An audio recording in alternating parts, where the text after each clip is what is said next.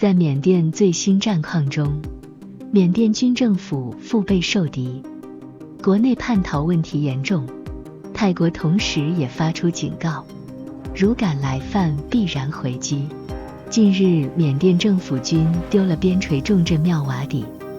克伦民族同盟已经开始在妙瓦底组建行政机构了。妙瓦底作为缅甸边陲重要的贸易口岸，民地武装就多了一项收入，而军政府则少了一个财政来源。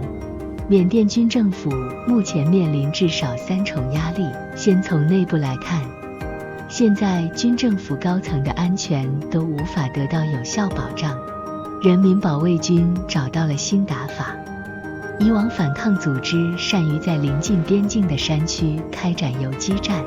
在军政府控制的平原地区没有什么优势，但近来反抗武装开始动用无人机袭击军政府控制的城市，甚至是执行斩首行动。开始今天的故事之前，大家一定要订阅我的 YouTube 频道，才不会错过更多精彩内容。近期，缅甸国家管理委员会副主席、军政府2号人物梭温就在参加一个军事会议的时候，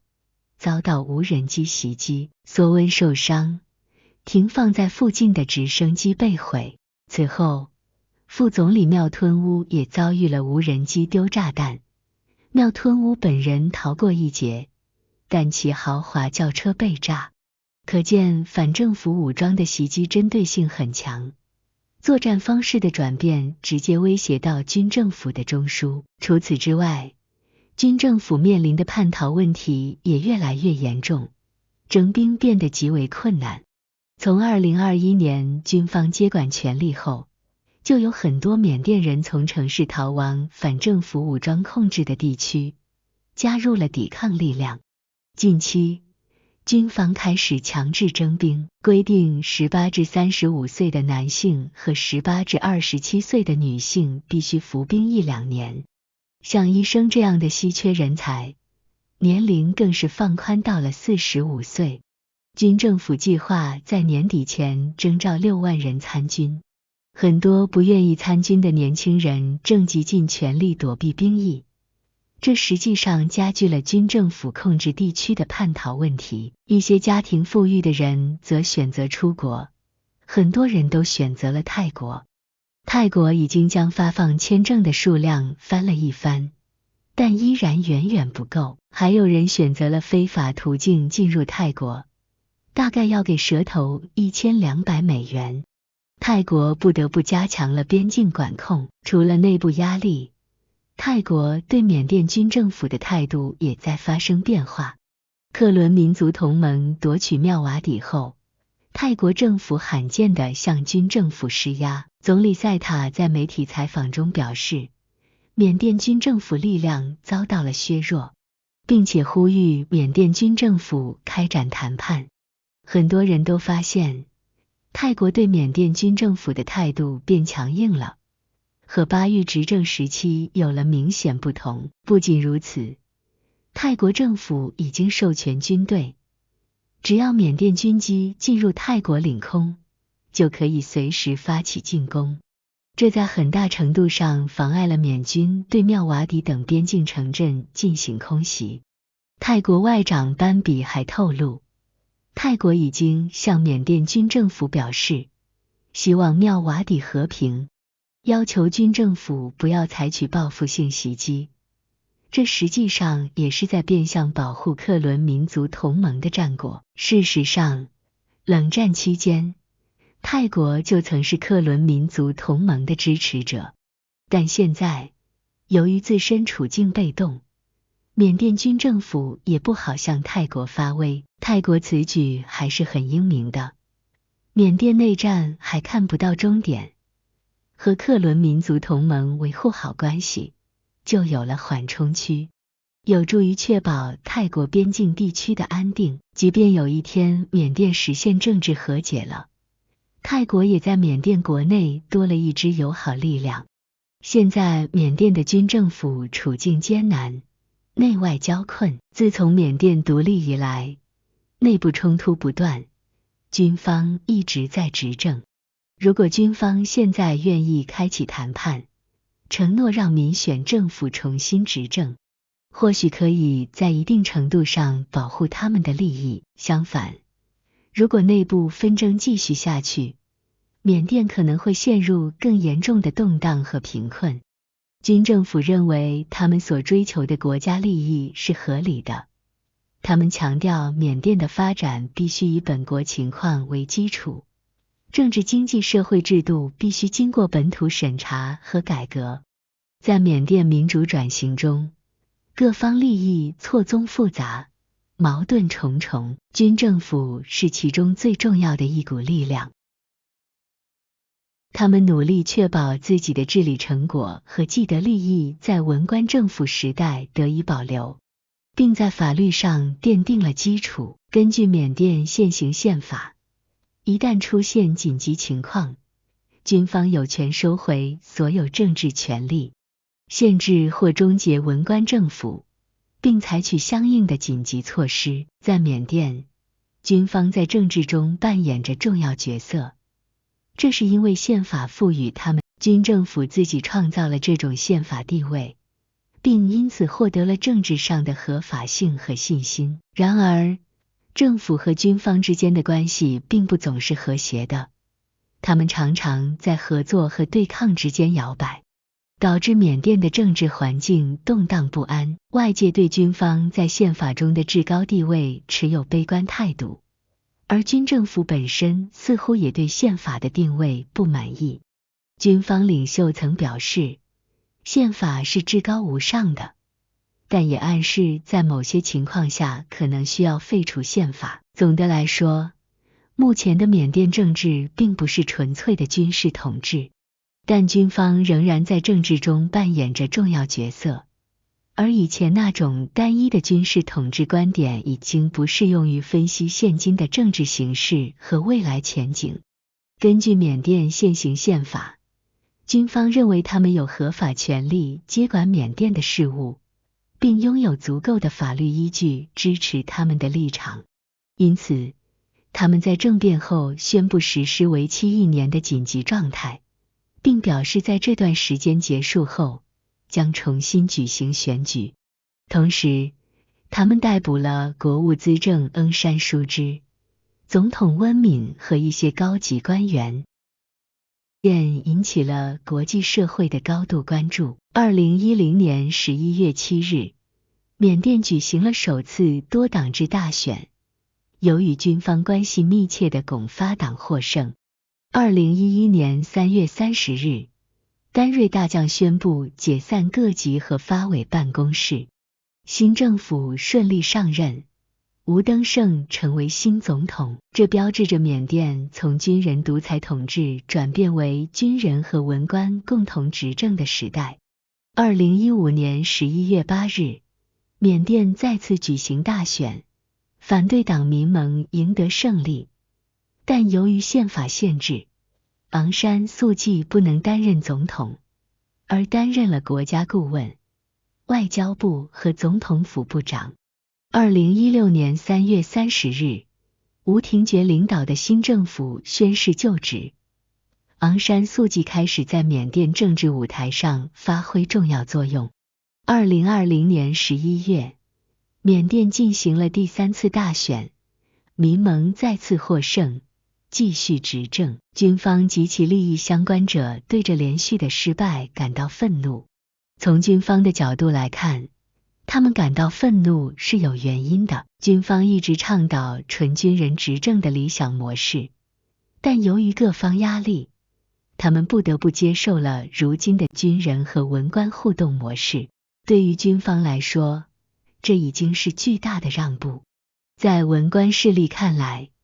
现在的政治模式可能只是军人为主，文官为辅。然而，当文官政府试图通过选举来主导国家治理，甚至试图最终排挤军方时，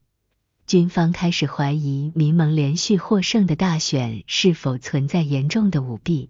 昂山素季最新的声明呼吁人民反对军方，称军方重新将国家置于独裁统治之下。这一状况导致双方之间本就不稳固的信任更加破裂。根据缅甸目前的宪法规定，外籍人士及其子女不能担任缅甸总统，这一条款被认为是针对昂山素季的。因此，军方有理由怀疑民盟未来可能会修改宪法，为昂山素季扫清障碍。虽然昂山素季已经75岁，因此是否会为他扫清障碍并不是缅军方的主要担忧。然而，他们担心民盟连续获胜可能会在未来修改宪法，最终将军方完全排除在缅甸政治之外。军方发动政变的直接原因是他们怀疑民盟在选举中作弊。军方质疑的第一个原因就是民盟本次赢得了 83% 的选票，高于上一届的得票率。军方认为在现实的政治选举中，很少有政党在第二次选举中得票高过第一次选举。第二个原因是民盟在执政期间没有太大政绩，缅甸经济并未达到预期发展。第三个原因就是民盟在上一届的执政期间，并没有为解决民族武装而取得进展。军方之所以产生这些疑虑，关键是因为缅甸的历史和发展过程非常复杂。自1948年独立以来，缅甸就面临着各种问题和挑战，这包括殖民历史的影响、复杂的民族国家建构过程、地理上的山地平原分割，以及来自各大国的地缘政治竞争等。这些因素造成了缅甸成为全球民族、宗教、政治问题的焦点之一。缅甸一直充满了冲突和纷争，权力斗争的过程中，缅甸军方、民盟和各少数民族政治势力都为了自身利益而争斗，有时候他们还会借助国内民意、西方势力或外国的大国来达到自己的目的。缅甸的军政府始于1962年的军事政变，直到2016年民盟上台，军政府一直以单一军政府模式统治着缅甸。在表面上，缅甸军方由拱发党作为政治代表，在幕后，他们掌握着军队的指挥权，而民盟则没有军队指挥权。缅甸军队和国家几乎是融为一体的，除了军队，他们没有其他治理工具。因此，缅甸的文官政府在面对国家主权和领土完整受到威胁时，通常无法有效应对，而军队的实力和危机处理能力则逐渐成为了军人政治在实践中的政治资源。这些因素使得军方对民盟连续获胜的大选产生了疑虑，这种疑虑足以促使军方突然依法宣布全国进入紧急状态。缅甸军方的理念是一个种族、一种语言、一个宗教、一支部队。该理念不仅被缅甸军方所倡导和实施，在一部分缅族群众中拥有民意基础。缅军的民族主义理念拥有的民意基础，在很大程度上是打出来的。民族主义倾向的缅甸军方从其执政之初，就是因为缅甸形势的复杂和分离主义随时抬头，占据缅甸国土相当大面积的缅北少数民族政权迄今拥有独立的武装政权，让缅族民族主义的缅甸军政府头疼。而同时，缅甸文官政府在维护国家统一方面无能为力，侧面烘托出缅甸的国家完整必须依靠缅军，也让缅甸军官们更加认为文官政府无法阻止国家分裂。军政府历来否认自己想长久把控政权，相反，他寻求有序地向文官治理过渡，以维护缅甸的国家统一，遏制分离主义，当然也捍卫军队的利益。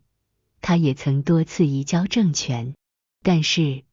文官政治的过度自由似乎带来了一些混乱，都对军政府设想中的底线构成了挑战。1988年，缅甸的大规模抗议活动让缅甸充满了离心力，而后在1990年，昂山素季领导的民盟取得了多数席位，要求军队立即移交权力，打算清算军政府罪行，同时自行召集新议会，和军政府切割。在军政府看来，他们才是保卫缅甸国家完整和民族团结的中流砥柱。他们觉得自己辛辛苦苦维持了这么久的江山，却被文官政府要求交出政权后，却立即面临审判。这对他们来说就像是被屈辱和羞辱一样。文官政府将民主追求置于国家主权之上的做法，让军政府感到非常愤怒。于是他们选择了镇压来维护自己的地位，也加深了军政府对文官政府的不信任和对其只追求自由民主而不热爱国家和民族的看法。然而，尽管军政府在历史上也做出了一些贡献，但他们的威权传统无法满足现代缅甸人民对理想社会的期待，特别是在应对腐败和经济问题上表现不佳。自2011年的改革以来，缅甸已经正式实现了政府和军队的分离，采用了西方民主国家的政治框架。尽管军队仍然有很大的影响力，但他们也不得不做出一些让步，以平衡内外的压力并争取外部的认可。军政府相比昂山素季，缅甸何处去？在缅甸，军方和昂山素季的政府虽然在一些国家重要事务上达成了一些共识，但他们之间还存在根本性的分歧。军方一直是强大的统治力量，但现在它的影响力正在逐渐减弱。当涉及经济、国际事务和政治制度等问题时，他们之间的矛盾和冲突就变得不可避免。他们都声称自己是在维护缅甸的国家利益，但他们的定义却不同。军方认为他们是国家利益的守护者，而昂山素季则坚信自己是国家利益的真正捍卫者。在缅甸，军队被视为一种特殊资源，有时甚至被看作是政权的代名词。但这种局面在当前和未来或许都不太可能改变。朋友们怎么看呢？是军政府还是民盟呢？好了，今天的故事就讲完了，大家一定要订阅我的 YouTube 频道，才不会错过更多精彩内容。再会。